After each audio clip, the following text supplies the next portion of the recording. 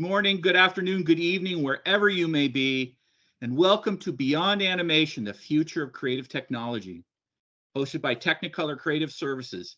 I'm Dan Sarto. I'm the publisher and editor-in-chief of Animation World Network, AWN.com, and it's my pleasure to be with you today for what should prove a lively discussion with a fantastic group of panelists. Our topic for the talk is Making Characters Act, a focus on a collaborative work.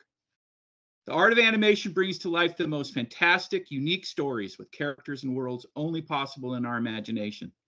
And when it comes to the wonders of animated storytelling, nothing is more compelling and mesmerizing than a well-designed and animated character.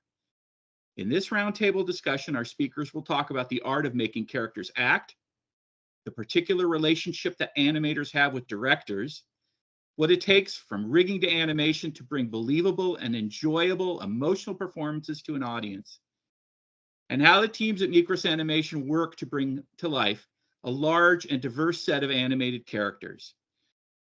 We've got a big panel and a great panel, and so let's meet our speakers so we can start peppering them with questions. I'm going to let them introduce themselves, and then we'll get into it. So Sabine, why don't you start off? Awesome. Thank you, Dan. So my name is Sabine Heller, and I'm the Global Head of Character Animation and Rigging at Mikros Animation. So a little bit about my background. I started about 16 years ago at a small studio in in Germany, where I was born. And then I moved to the US to work for Blue Sky Studios. That was about 12 years ago, where I started as a rigger in the rigging department and then moved into a couple of positions. I became character development supervisor, and then at the end I was head of characters. And since last April, I've been working in my currently role, which was newly created at Mikros Animation, where I'm now responsible with working with all of the locations, Montreal, Paris, and Bangalore, and on all the shows. I'm Scott Carroll. I also come from Blue Sky Studios. I've been there for the last 15, 16 years. I was started there as an animator and eventually became animation supervisor and then head of animation. And now I'm in a similar role to Sabine. I am the global head of character animation at Mikros. So I'm working across all same studios that Sabine mentioned and getting to work with all these fine people. Sean? Yeah, my name's Sean Mullen. I'm head of character animation for the Paris offices for Mikros Animation. I've also been working as a writer and then head of story and head of character animation on the film Ozzy that we're currently working on. My background in animation started in traditional work on the original Lion King, Space Jams, and stuff like that back in the day. And then spent quite a while on CG animation at Sony on a number of films before I found my way here.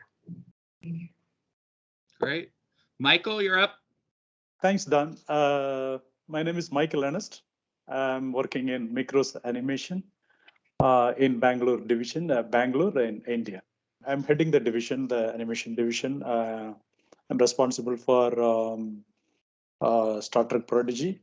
Currently, now it is in the production. So if you want me to talk a little about my background, I started around 1999 as a classical 2D animator. And then I was spending in all the area, and I was having experience like more in betweener, and I became a cleanup artist, and I animated, and I became a layout supervisor. And then later on, I learned XSI and Maya. Then I had experience around 20 plus years in various levels, and I was supervising for a long time, and I was animating, and then I was directing a couple of TV shows. Now in Technicolor, it's been around 4.5 years. I'm there in Technicolor. Yeah, that's my brief history in animation. Thank you. Thank you. Jacques, you're next. Hey, I'm Jacques Daigle. I'm the animation director here in Montreal at Mikros. A little bit about me, I guess. It's I'm from the east coast of Canada, so small towns in the east coast of Canada. I started at a small studio in Halifax, Nova Scotia. and doing TV stuff. And I'm kind of a mutt. I went all over the place. I went from Halifax to Montreal to Ontario to Vancouver to Albuquerque, back to Vancouver, and now I'm back in Montreal. And after working for Sony and a bunch of big shops, after a while you work in animation, I started realizing I really like the smaller kind of projects, and that's the thing that lured me to Mikros. I think the first film was Mune, which was really interesting. It's very artistic and really fun and small, and everybody gets to contribute. And I love these small shows. And so after doing a few films at Mikros, they gave me Spongebob, which was kind of like no longer a small show, but it was a hell of a lot of fun to work on. Got it. And finally, Riyash. Hey everyone, thanks Dan. My name is Riyash Shanawaz. I'm an animation director over here in Paris, France. I actually started off originally in creature animation for visual effects for film, and gradually moved on to advertising after that. Along the way, I kind of really was very interested. I was always interested in storytelling and character personalities, and really wanted to get into something where I could really develop and work strongly with the characters. So I've been with Mikros about close to 8 years now, and started off with Alvin and the Chipmunks, and then moved on with Sonic Boom, which was a really beautiful property to work with Sonic the Hedgehog. And then at the moment, I work on the animation development on different intellectual properties, and the animation direction on different series and production. Starting with our first question, I'm gonna ask this of all of you, and we'll Sabine, we're gonna start with you again. Briefly, what's your all-time favorite animated character and why? Whoa, that's a really tough question because there are so many, and then you have 2D and 3D, but I'll make it short. So I think I would pick a character that in some ways also opened a new door of new animation world to me. So I would say Totoro, because I kind of was introduced kind of late to Japanese animation, and it was really for me a little bit of an eye-opener, and I will always have a little soft spot for him. Scott, what about you? For me, it would have to be Hogarth on the Iron Giant. I just love him as a character, but also just the appeal of him in terms of what he was able to do from a performance standpoint. And the animation was beautiful, and it was just a really appealing performance. Yes, it was. Sean, what about you? Yeah, it's funny because it seems like sort of a softball question. This is the hardest one to figure out for me. Yeah. Because there's so many characters that have been so influential. But I kind of went back to, as a little kid, for Christmas one year, my parents got me the companion book to Illusion of Life, Treasures of Disney Animation Art. And there were a few drawings of the giant from the old short Brave Little Tailor that are in there. Those drawings in particular, I just could not get enough of looking at those and wishing I could draw like that, and really trying to. So I'm going with the giant from Brave Little Tailor. Nice. Very nice, very nice. Michael? Yes, done. So my favorite cartoon is all-time favorite is Jerry from Tom and Jerry, because the reason is I'm so much connected with Tom and Jerry from my childhood, because at that time it was when I was a kid, and it's a very small size TV in the black and white. That's a cartoon, we watched and grown up along with this, and then we were mesmerized and how it is made and how it is, because it is somebody's behind the TV and doing something and making it. So that's what the childhood we thought it's what is the magic. Then later on we understood it is created by people and who are artists, and they can do that. Then the special attention came to that animation. So my all-time favorite is Jerry. There are several characters, but Jerry is the most, because he's running for survival, and he's small, cute, and he's succeeding with his intellectual, with his smartness and all these things. So if Tom and Jerry is playing somewhere, and I will just stop and watch that the full till it is end, and I will just stop and watch it. So that's my all-time favorite. If you can't see it in the background of my background, but I have some Tom and Jerry from the most recent film. I've got some Tom and Jerry little plushies and stuff. I always liked those the characters Tom and Jerry as well. Yes. Jacques? It's just like Sabine. It's such a loaded question. I mean, it's just like you can get it so wrong. But I think one that kind of in my current kind of likable characters, I think I just love the Warner Brothers stuff. This is so funny stuff, and it's just Yosemite Sam, because I think I'm just shooting from the hip a lot more than anything else. You need to know, Jacques. You need to know, Jacques. That's like you picked the perfect character for you. I love that. Jacques, I've only known you for a little bit. And that seems a very apt character for you. Yeah. Riyash, what about for you? Me, yeah, again, like that's a really hard question to answer. I've always liked sort of like the villain characters or the underdog characters quite a bit. I always I have two brothers, and we would always reenact little scenes from cartoons. So I really love Daffy Duck. Most of the Warner Brothers stuff, really. Just like, we'd just be sitting together, be like, I said it's clean, seats and sides and clean, and we'd just be like, get them to do stuff. And Ren and Stimpy, huge fan of Ren and Stimpy, and also the Sebastian the crab from The Little Mermaid. That was a big influence in me getting into animation, actually. Got it.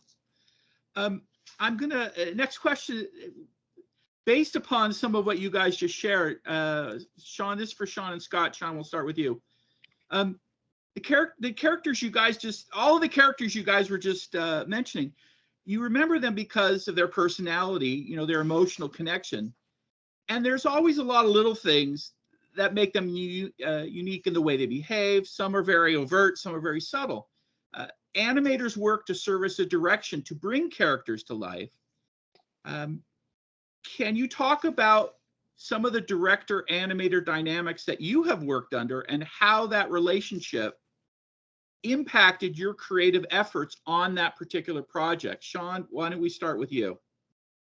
Sure. Yeah, I mean, it really, of course, kind of varies from project to project, depending on who the director is, what their background is. The thing that I think is most interesting about it is, in a lot of ways, it's like in a live action film, right? The director comes with their overall broad vision, what they need out of a sequence or a shot, emotionally, key story points, that kind of thing. But where it really gets interesting is the collaborative aspect, I think, where you don't have just a single actor taking a character from start to finish in a film, it's a group of 10, 20, 30, 40 or more animators who are going to touch a single character. So what kind of makes it unique then is the director and the animation supervisor have to play such a strong role in kind of making sure everybody's pointed in the same direction, and that while it's easy as an animator to kind of get lost in the bubble of your little section of shots and stuff, you have the director and the anim super really bringing the broader control over the character, making sure that it's following its arc properly through the film and stuff. So it really relies a lot on just trust, clear communication, and just really strong collaboration. How long, usually on a project, how long does it take for you to really kind of early on get that dynamic established?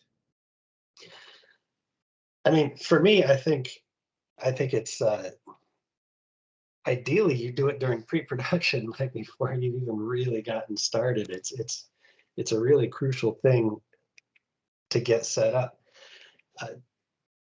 On the current film that I'm on, since I mentioned earlier, I was doing some writing on it, and then was also head of story.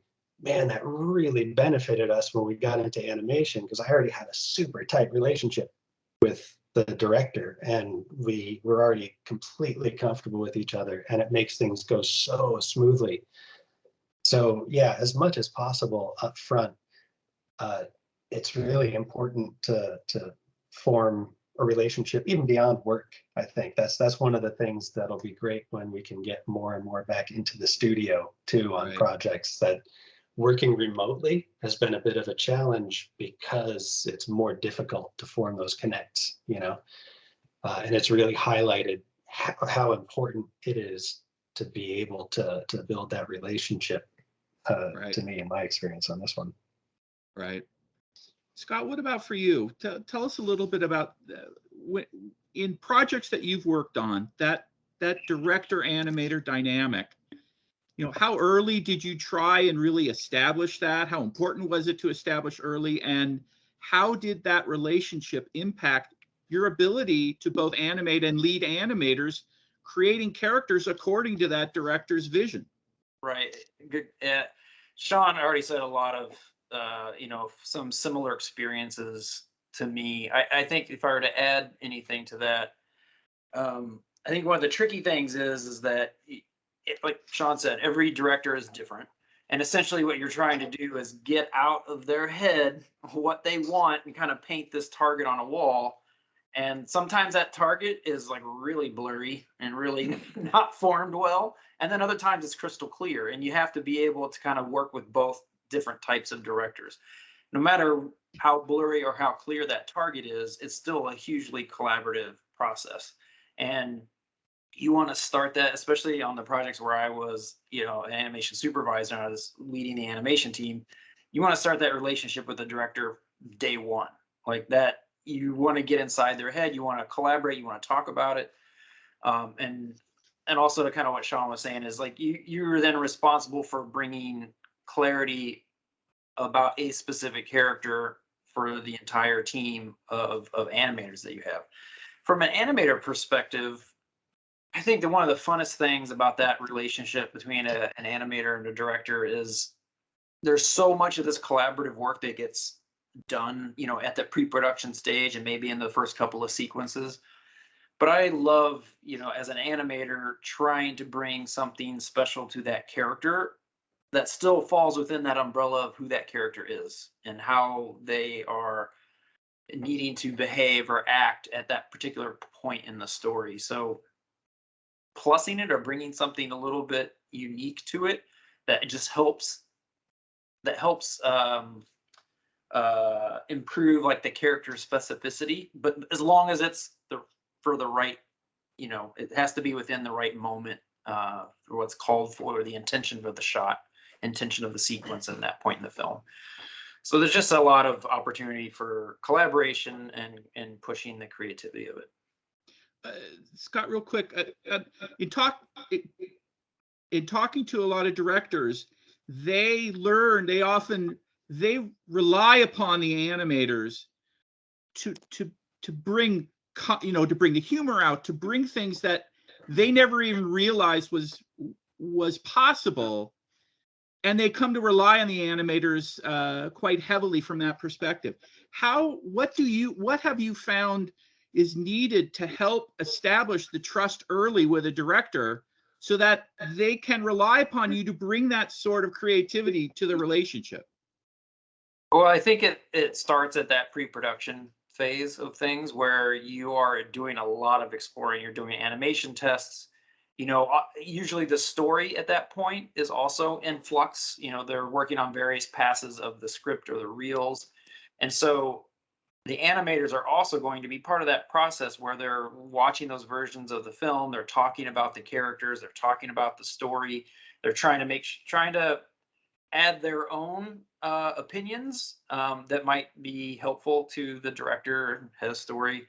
But it also kind of shows, and it shows how invested and how integrated they are into that creative team. And I think that builds trust from the beginning in terms of the director saying, oh, this animation supervisor and these animators, they're really, really thinking about the story. They're really, really thinking about the characters. I'm gaining trust in their sensibilities and what we're really trying to do overall with the film. And now I just really want them to have fun and plus what we're already trying to do. So as long as there's like a spine that's established in terms of the story and in terms of the characters, and the director feels good about that, then I think they really rely on the animators to just build on that and support and just make it better. Got it. Jacques, since you joined Mikros Animation, you've worked on 2 feature films that have adapted world-renowned TV franchises to the big screen. From an animation standpoint, can you share a bit with us some of the challenges that you faced both on SpongeBob and Paw Patrol? And what direction were you given to make these characters act from a cinematic standpoint that was different potentially from the directives that were given or are often given for something that's episodic? Sure. On two very, very different projects. I mean, you've got SpongeBob is bold and crass and just more intense, and then you've got Paw Patrol is a lot more heartfelt and already has the fan base at the beginning is already different. So you're looking at 2 different approaches in your acting and performance.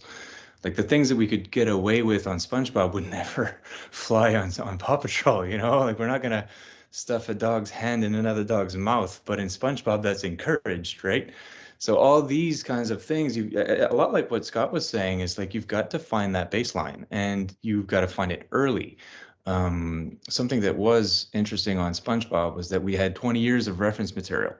SpongeBob was interestingly, I don't even know if I can talk about this, but SpongeBob was interestingly political because of the first 3 seasons of the SpongeBob series were all Steven Hillenburg wanted to do. And so knowing this, it created kind of like our reference point was the first 3 seasons. And so we only were to go to those. After that, it turned into something else. But this was internal because our animation director was from SpongeBob since season 1. And so they all had the history that came with it. And it really became, you got to jump in on that bandwagon in order to keep the honesty of these characters and keep that performance as legit as possible. The things that people recognize and know, their attitudes and choices, all of these things. We had a cheat sheet with having Andrew Overtoom with us, which he was on the show, and his episodes are outstanding. But without him, it would have been very difficult, right? Because they know them. They know them better than their own friends sometimes because they spend so much time doing the animation. So that was for SpongeBob, and it's just about honesty. In my mind, it's about honesty. When we do that, you can't reinvent it. You have to look at it and use it as reference, but also keep carrying it forward. It's like the thing is like it's alive, and you're just there to move it along. That's basically what you're trying to do. And something like Paw Patrol was the first time we actually did something. It was a breakout kind of film where these characters were they already exist. They already have their choices laid out in front of them for you to pick from. Like some of these characters, Chase would be more the adventurous, police dog, very courageous, and nothing really gets in his way. Now, as a story arc, you just get something in his way, and then that becomes a challenge. But how does the character who has already been established and has a history and has recognizable choices and a way of being, you respect that, and that will help you kind of maintain that character and carry them along instead of reinventing something. And I think depending on the conversations made on those 2 particular shows, we needed to keep them moving forward and not reinvent them, right? So if it was a reboot, then we're talking about a different conversation. But because they do exist, we had a lot of reference and some excellent key people on both projects for us to rely on in terms of making the right choices, not the ones that we wanted, but the ones that were correct. And then it just became like we got used to those. And it kind of acted like when you go bowling, those little balls, the things they put in the gutter balls, like it The just kind of like bumpers. those. Yeah, the bumpers, they kind of acted like bumpers, these people, and you rely on those people. And you have to. And I think if you don't, you run the risk of just going in a direction that's just dishonest. And I think the reality is that they exist, and you just got to keep them moving along. Is there And any, yeah. just real quick to come back to you on that, is there any pressure? I mean, every new project based on an existing character set that isn't a reboot, you've got fans that have certain expectations, but storytellers want to move things forward, as you say, and cover new ground as well. Do you feel pressure from a standpoint that you've got to make sure that you capture enough of what everyone wants and expects, yet you've got to take these characters to new places? Well, it all circles right back to the foundation. And if you're on shaky ground, you're not going to have a solid choice making like in front of you. So it's about educating yourself, understanding, respect is a huge one, because the creative that has been before you has to be respected. And if you hold those together and you work together, I mean, clearly you can't do it alone, but everybody's going to throw in ideas. Yeah, I wish this character would do that. It's like, that's really funny, but no. Like, we have to say no, like, because that's just not the choice that character would make. It's cool that you want to do it. I like it too, but it's just like, you can't, And so the story is, we're not involved in the story when it's a service shot, like a service production like this, but and we can only influence it to a certain degree. Our choices become, again, going back to the honesty of these characters. How do you continue them along the life? Because a lot of those choices that have been made for you in the story.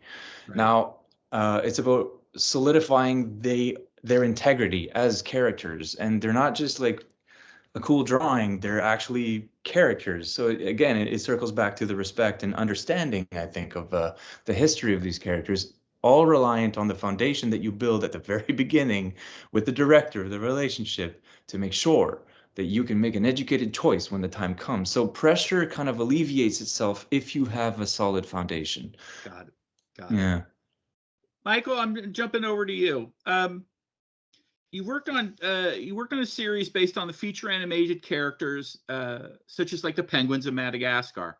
What were the challenges that the animation team faced in this context? How difficult is it to meet audience and director expectations when you're starting with really high quality animated feature film characters that you're bringing to an episodic project that doesn't necessarily have the same budget or time frame and schedule to create at a visual level that the audiences are accustomed to? That is challenging, Don, because the film budget is completely different. They have a lot of time to create the characterization and personality, and the animation schedule also will be different, and the fine tune and polishing, and they will get enough time. But in TV, it is very challenging. One good thing is the characterization is already built up and it is ready. As Jack says in Spongebob, in Madagascar Penguin also, the movie, any movie, it's not only Madagascar Penguin, it's any movie we are converting into TV series, already the benchmark is set. And already the characterization and it is already established, and people know what the character particular do and what they don't do and what is their personality and everything they know. It is one plus and one minus. The plus is everything is there. So this character, this is the way it will behave, and the way of movement and the personality, everything is already set, and you have to maintain it. That is a plus point. The negative point is, and you can't go away from that, and you can't use if it is slightly, it is like a rope walking, and if you cannot step out of it, where then people will catch, hey, this is not Skipper, this is not Kowalski, this is not Rico, this is not Private. They can immediately find, because each and every character has certain personality, even though it is all are cute penguins, but everybody behave differently, everybody move differently, everybody personality is different. Because for example, if you're asking Skipper, and it is a true leader, and he will execute orders, and he'll get the job done with a team and with various different type of people.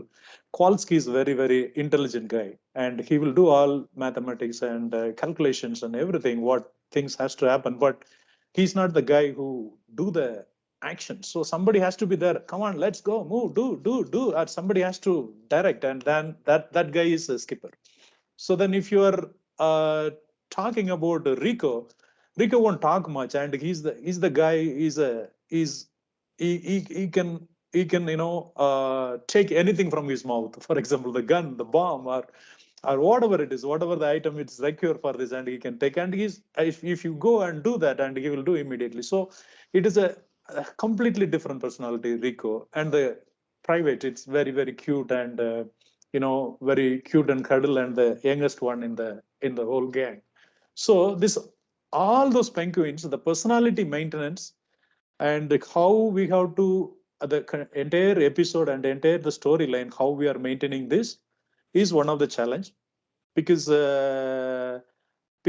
when we are working with a large scale production and episodic, the people, newcomers will be coming, and there will be some lot of already the people will be working for years, and some new joiners will be there, and maintaining them to understand the characterization. And when we are seeing as a film, and it should look like it is animated by the same group, and it should that there shouldn't be any difference in the personality and the movement. So that is the main challenge.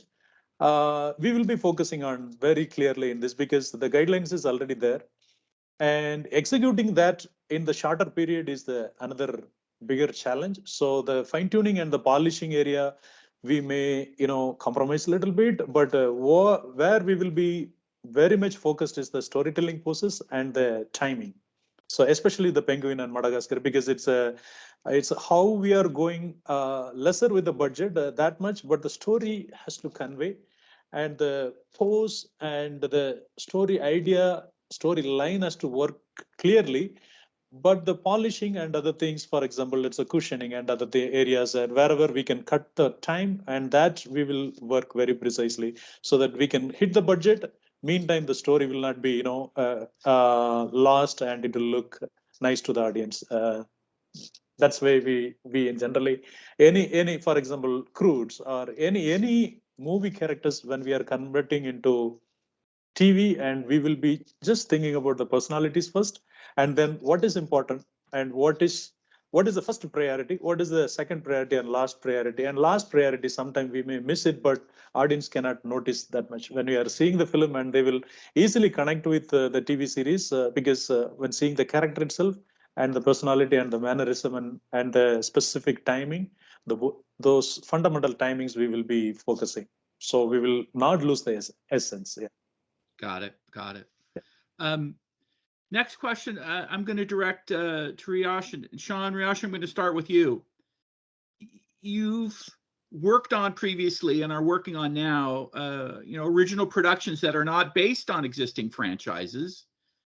What are the challenges for the animation team on projects where you've got nothing necessarily animated to work from? Obviously, you're going to have concept art. You're going to have materials and reference materials. But how do you work with directors to translate their vision into something brand new, where you can't point to those characters in an animated project to work from?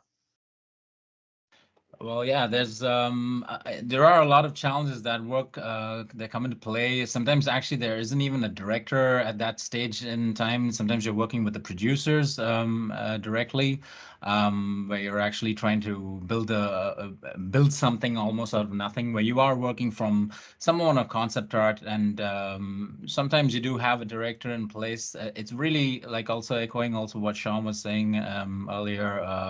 It's really very important to get into that world very quickly and sort of like live in that world and see what you can actually add to plus that animation. There's always little elements that we can try to see. For example, there was one show that we were working on a long time back, which was in development, and the author of it was a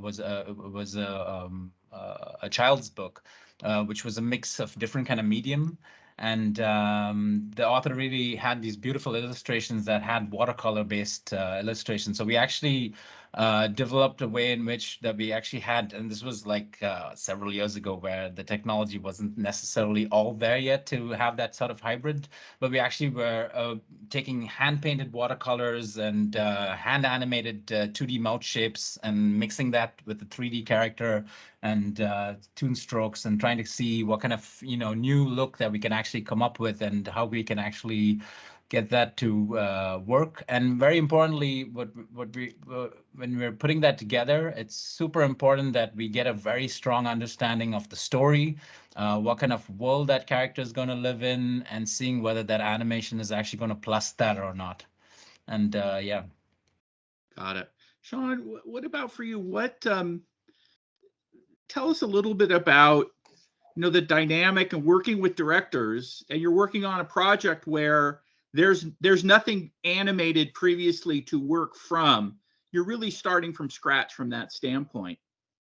Yeah. And I mean, it's from scratch on everything from what's the quality bar you're going to try and hit, what's the style you're going to try and hit, all that kind of stuff. I mean, ultimately, to me, that's one of the most fun challenges, though. It's the full invention of all these characters of this world and stuff. There's a lot of exploring that you get to do, which is tons of fun.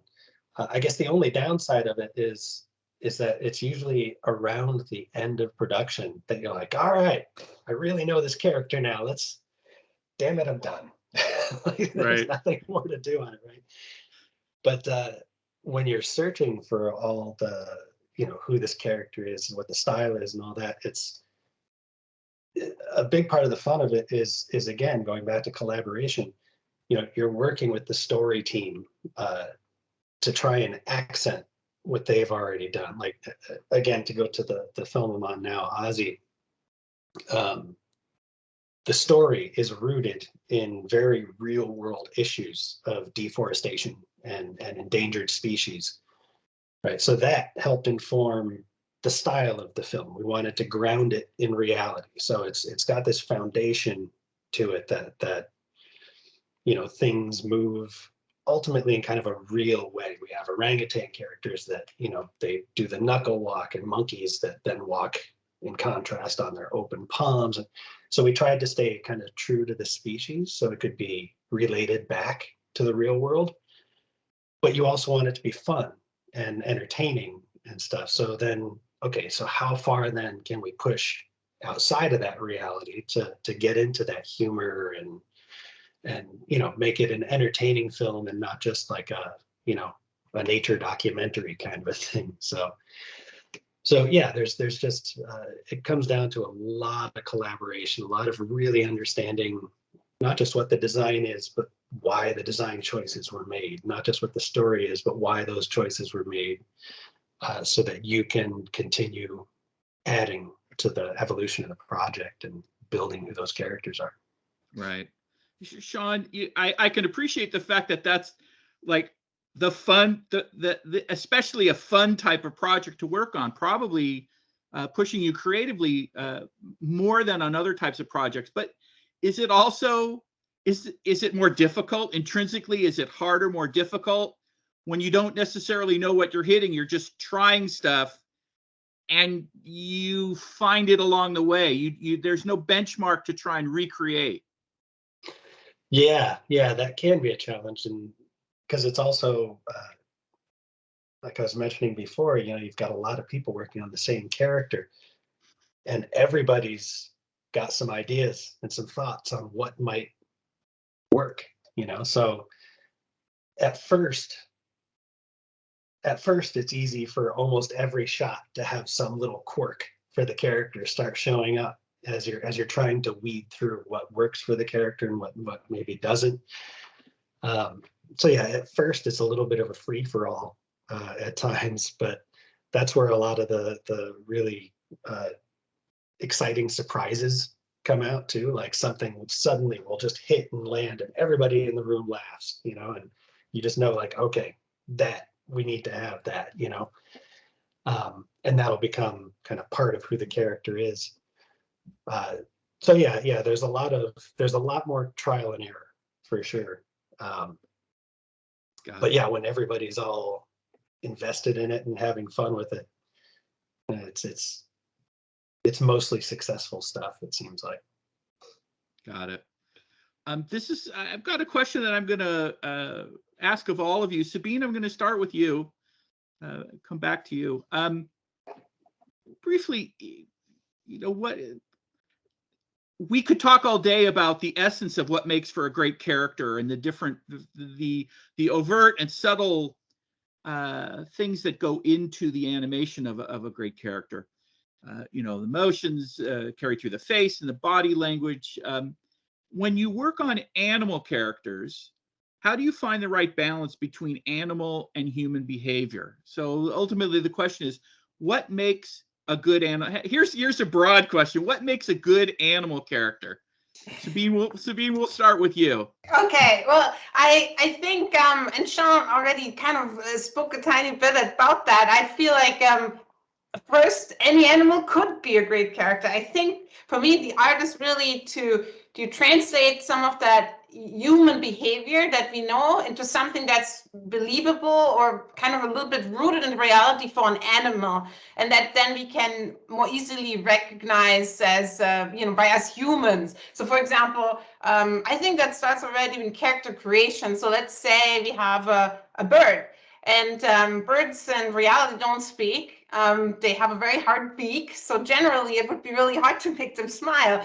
But we can take that, and for example, in rigging, we could start saying, okay, we need to make that character expressive. We need to see the emotion. We need to make it that we can read it. So if we make the beak on the corners, for example, a little bit more deformable, we can make and create smiles, for example. We can move this, but we might still want to keep parts of the beak more solid, so that it is more like, okay, this is, I see this as something that is in a bird, that is solid, but that way you have figure out this balance, and it's not always the same. I would say it really depends also on the style of the film. Sometimes it leans more toward animals, sometimes more toward this more humanistic behavior in some ways. So but if it's done right, you know, you will see that this bird is angry or happy. And I think that's really cool. And you could do this. I mean, Jacques can tell you all about it. You can even do it with a sponge. Right. We did do that. Jacques, and with that great segue, Jacques, I'll ask you what makes for good animal character, and of course, SpongeBob is one such great animal character. He's not an animal. A sponge is a living organic. Yeah. We depends on what the character is. There's a lot like what Sabine was saying. It's just like one of our first movies here was Sahara, which was a film with snake protagonists. So imagine animating snakes for an hour and making them act and feel and think and shrug shoulders and be surprised, be angry. Like you're simply like really a huge exercise of line of action for snakes. But a lot like what Sabina says, it depends on the role of that character, right? Like depending on how you want to build it. If it's a donkey walking on two legs and acting with its hoofs, like you're going to be structuring that and asking different requirements for the performance that you need to hit. If it's a super squashy, cartoony face, I mean, then we'll be looking to have something that can support the choices that you could essentially draw, and then maybe try to make the efforts necessary for us to not explode the characters and explode the riggers helping to build them. And it's just like it's a collaborative process. This is like, how far can we go?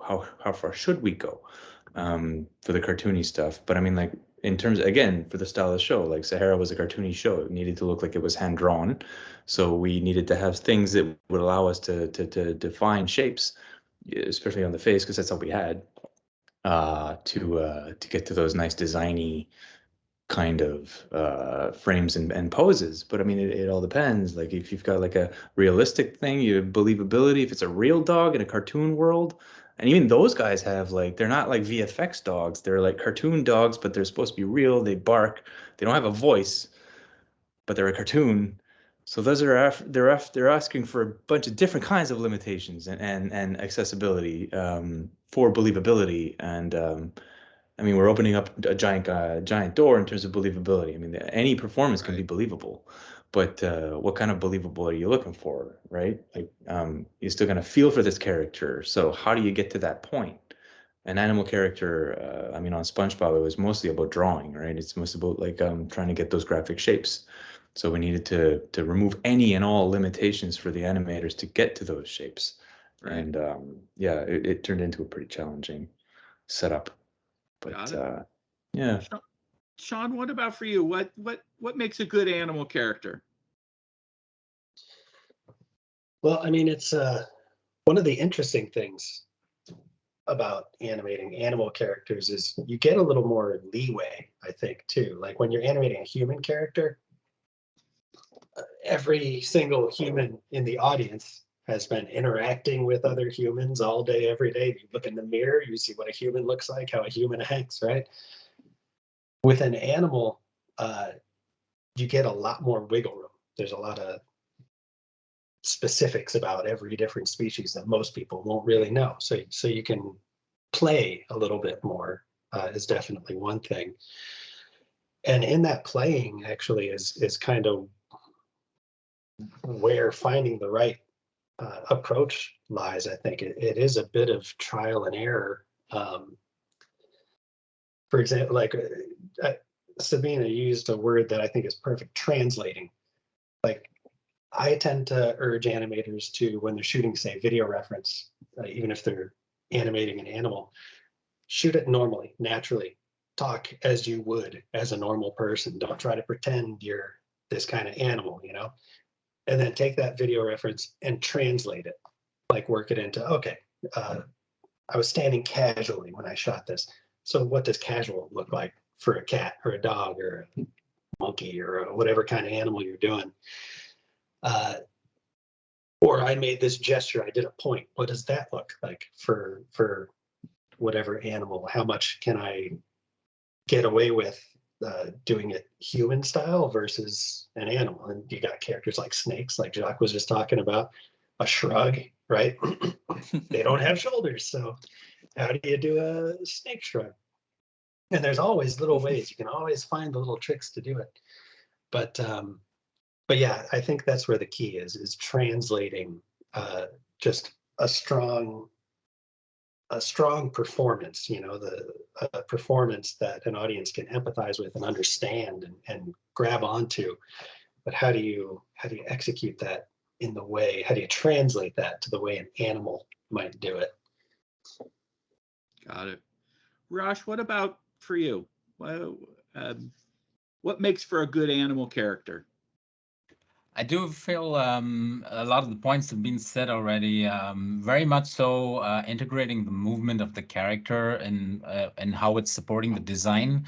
When these two things are sitting really strongly together, I do feel that it really brings out some sort of believability, because you want to watch that character and really feel like it's coming from that character. There's that movement of that character, feel like, you know, everything is all, you know, stitched really nicely together. The voice, the movement, the way in which it's expressing, how broad is it expressing itself? If I had a much more realistic looking character, how subtle do I want to make the expressions, and can I still convey the story with the movements of the character, but that's, you know, supports that moment in the story, but at the same time not jumping away from a place where the character suddenly starts, you know, you start looking at it and like, that was kind of weird, you know, it doesn't feel right to you, or like puts you out of that moment. And the moment you lose that moment, you can just go down this spiral. Like you lose the audience very fast. So that's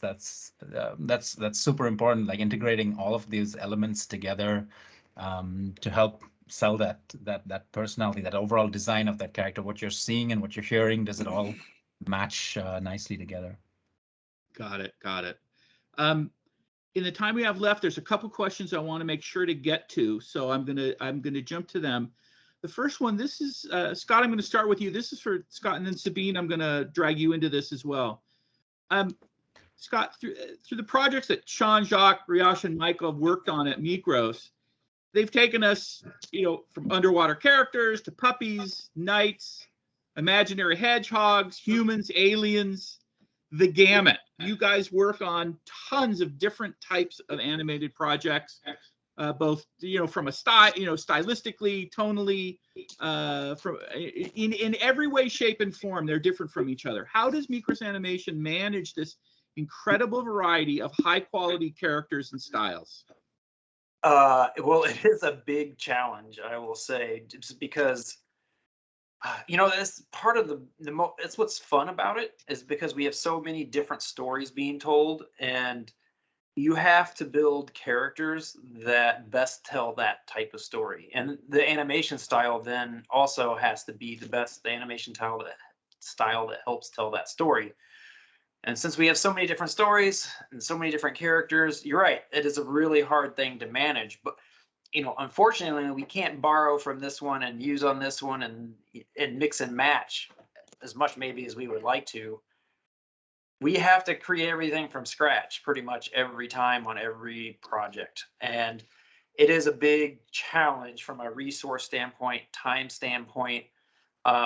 We try to be as smart as we can in terms of like prioritizing things, and also trying to get information from the creative teams, the directors, you know, and from our clients in terms of like, how do we need to get as much information from them about those characters as soon as possible. So to earlier conversations that we've had about how do they move, is this a Zootopia movie where there's a man in a suit or a person in a suit, or is this more where you have realistic, if it's an animal movie, characters, and how are they going to act? How flexible is it going to be? Is it going to be cartoony? Is it going to be naturalistic? Is it going all those things we got to answer really, really fast, really, really early, so that, you know, Sabine's team, the characters team, we start building these characters and give us as much leeway time as possible. I think also, you know, was talking about animation style like that, and just overall show style, like that can be another big challenge that really just makes us think in a different way, and we have to be able to react quickly.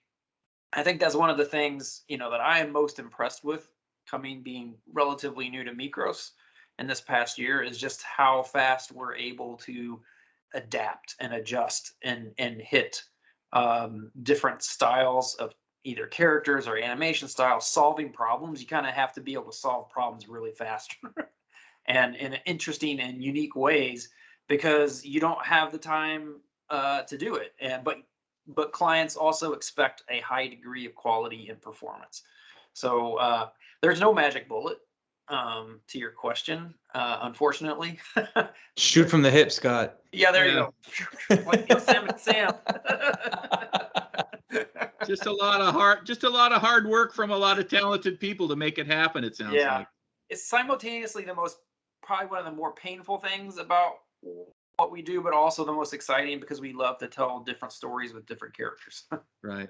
Sabine, what's your take on this? You know, about how Mikros manages the resources and the projects and all these different characters, you know, the production styles and characters across these different shows.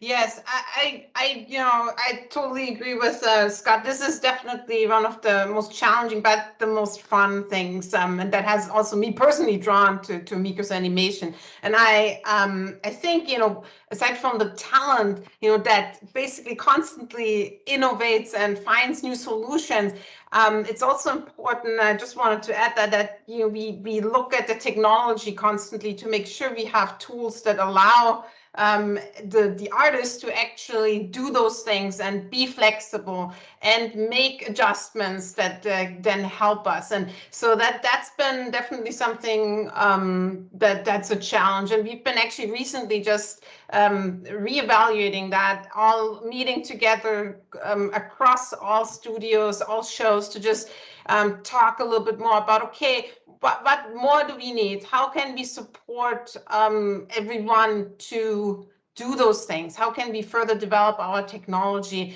and basically allow us to, you know, have tools that are better, that allow us to be more efficient, and it is also more artist friendly to support all of those different styles and those different characters that we have. Got it. Michael and Riash, I'm going to jump over to you. Michael, I'll start with you, and then Riash. Successful animated series can sometimes run for years. How do you retain talent? How do you keep them motivated? How do you keep that spark of creativity and productivity within a team? We all know how difficult this work is, and when you're working on the same show for potentially for years, what what do you need to do to keep the team bringing their best efforts to the production? Michael, we'll start with you. That's a really difficult task. Because when it's animation itself, it's producing animation is not sometimes if it's when the series is running for a long time, it is not sometimes for people as much as fun like we are watching, because the people tend to lose that interest. So generally what we will do, like when the seasons 2 seasons, if the same series coming, so generally we will, based on the animators interest level, and we will understand, because when we are interacting with them, we can understand if they wanted to switch over some other show or something, or some people wanted to come into the show. There will be sometime it is a good percentage of people wanted to get into the show and explore those.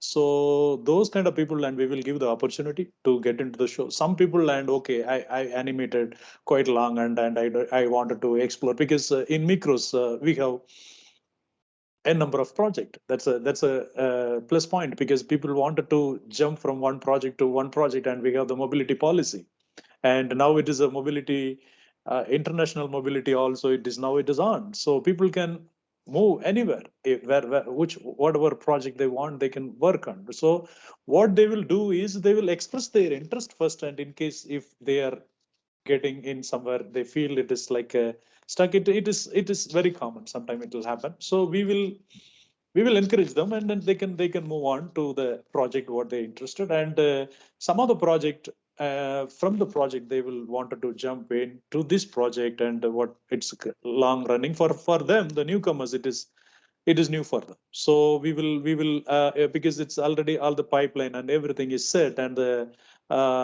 cycles, we will make cycles and shapes and everything for TV series, because sometimes the repeated poses and walks, runs, and everything we may have to use. So all those things we will teach those new people, and we will pump the new blood into the system. So it will be refreshed in that one way. And generally we have in Mikros so a lot of award reward recognitions and all these programs. So people who are consistently performing, and we will be identifying and appreciating them and nurturing them, those kind of things also, it will keep happening. So we will find the balance, and we will understand, we will talk to the team, and accordingly we will we will move the project. But definitely it is a toughest task, Dan, as you asked. It is not an easy task for running a show for multiple series, because one series itself, it is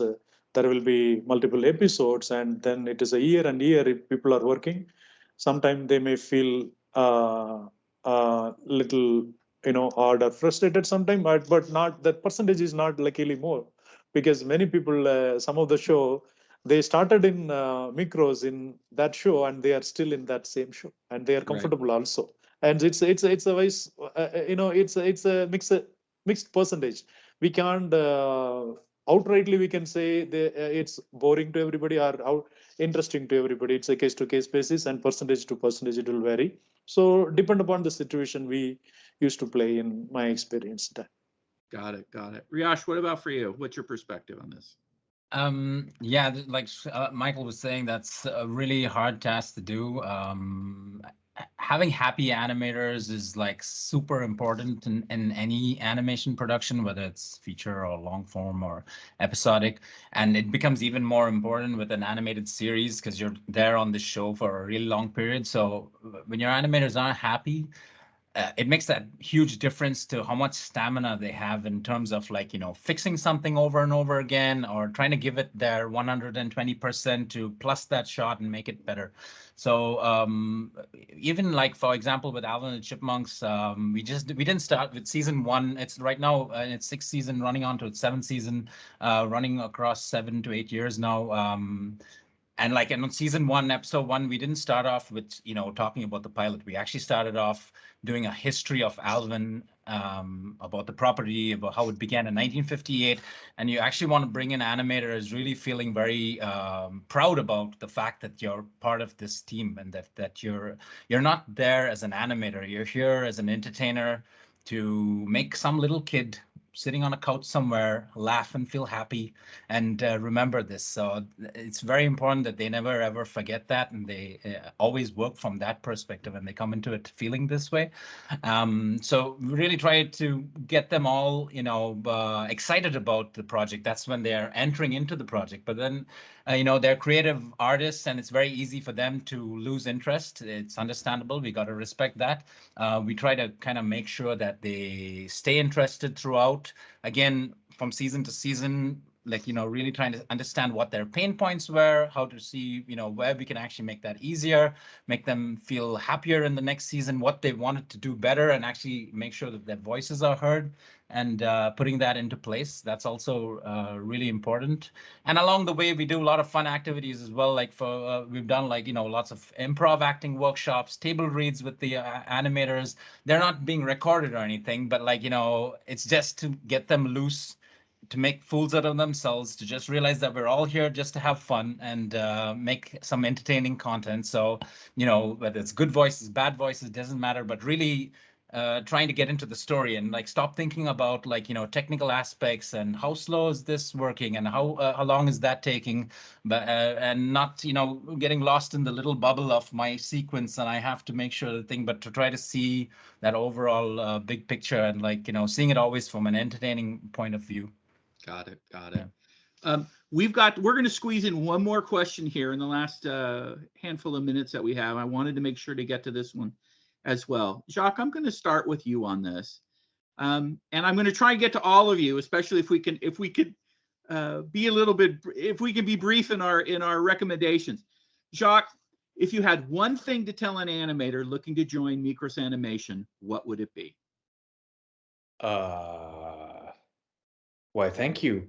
No, it's just I'd love to see what you got. I think it's to get someone who's hyper creative and just knows how to respect whatever show they're on, and I think gear up for a lot of exploration and potential fun, and just I hope you love animation, because that's what we do. Okay. Sabine, what about you? What was that one thing you'd tell an animator? Well, first of all, I would say send us your demo reel because it's right now a great time to join. We have a lot of amazing projects, and I think just right now the hunger for content is really, really great. And yeah, just go ahead and do it, and let's get talking. It is an unprecedented time. The amount of animation being created right now is just stunningly crazy. Scott, what about you? What would you say? I would say that from what we're looking for, I would say we're looking for storytellers first, animators second, if you will. Just to really a focus on creating great characters and telling great stories. Okay. Sean? So for me, I would suggest really prioritize acting in your learning as a student, or whatever background you're coming from. It's kind of shocking in an industry that's based on delivering an acting performance. There's not a lot of focus in schools and all the different programs out there on the acting. It's much more movement centric, which is obviously crucial as an animator. You have to understand, movement and the visual principles that go into animation, but movement is kind of meaningless if it's not being driven by a compelling performance. So anywhere you can get really strong acting lessons and understanding is really crucial. Got it. Michael, what about you? What would you say? Yeah, so in my perspective, Dan, because especially I'm talking from India, because there are very few studios, mostly Indian studios are service providers, because now Mikros Animation, which is giving a global exposure, that's one of the important thing I wanted to press to all Indian animators. So they can join with Mikros because they can get the exposure and they can talk with the experts and with Sean and Scott, Jack, and so those industry experts are here. There are a lot of people we are going and going to collaborate with them and learn new things. And they already made a film, and it's in India, the first film. It is getting ready now, so it's the hope is really high. This is a high time, and the people and animators in India, they have to pull up their socks and prepare their demo to the world-class standard, and they have to just come and join with us. That's the only one thing I wanted to tell, which is something different from other studios, because project most of the project studios has project, and we also have project, but this exposure and this kind of opportunities and people may not get so easily. So I request the animators to join with Mikros. Got it. And last but not least, Riyash, what would you say? I'd say join this industry, like if you have a really strong passion for filmmaking, storytelling. There's a lot of jobs with lots of hard work in it, but if you want to have something that's super rewarding and fulfilling and gives a lot of pride and a lot of ridiculous conversations at work, then that's that. And being amongst like a lot of different creative people, that's definitely the place for you to join. And with Mikros, I definitely feel we're large, but then we feel small and family-wise also at the same time, if that makes sense. It makes perfect sense. Dan, can I add just one more thing? Absolutely. I want to just make sure that everybody who's watching, especially prospective artists, know, because it hasn't been maybe widely publicized yet, but Mikros Animation has kind of undergone a restructure, and so our studio now includes Bangalore, Paris, and Montreal. Those are 3 studios, and then there might be more. We're a growing studio, much like the rest of the industry, but we have quite a few features going on, long form episodic, a bunch of episodics. We're a really big studio that I don't think that really kind of comes across some yet. I think it will. So to kind of what Michael pointed out earlier, I think there's just a lot of opportunity within the Mikros as a whole globally. So there's opportunities to shift between projects and just to take on new storytelling opportunities. Well, it also sounds like what you're saying is that we know that you guys are working on so many different types of fantastic projects.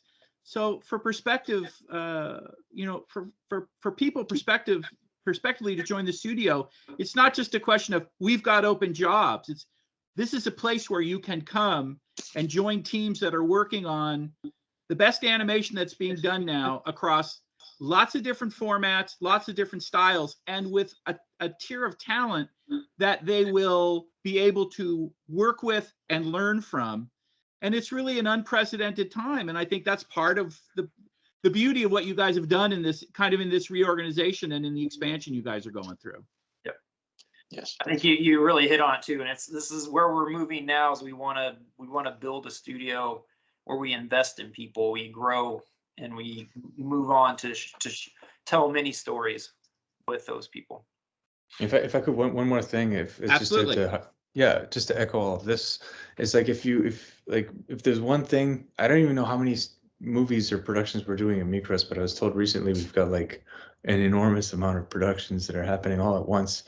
But with everything that we've said about how building characters and discovering animation styles and stuff like that, one thing to keep in mind is that at Mikros you will be challenged. It's and that's the best part, is that you don't come in here to push pixels around. You come here to figure things out. You come here to put things on the screen. You don't let them kind of happen. You push it, and you will be challenged. It's and that's one of my favorite parts about working here, is that you're not just kind of like going through the motions. It's really, you flex your creativity, you push, you are challenged, and you don't have time to get bored. It's really fun. True. Very, very, very well said. It's, as I say, it's not just a job. This is No. this is a unique time and a unique studio. unfortunately, that's all the time that we have today. We covered a lot of ground. I'm really pleased we got to a lot of great stuff here today. So again, I want to thank you all, Sabine, Scott, Sean, Michael, Jacques, and Riash. Thank you so much for sharing your expertise, spending some time with us today, and helping us enjoy vicariously your passion for animation that I know matches the passion for a lot of people out there who are watching. I'd like to thank our host, Technicolor Creative Services, for putting on this event. And of course, I want to thank everyone across the globe who's watching this. Enjoy the rest of your festival, and everybody have a great day. Thank you, Dan. Thank you. Thank you, Dan. Thank you, Dan. Thanks, Thanks. everybody. Thank you, everyone. Bye-bye. Thank you. Bye-bye. Bye. Bye-bye.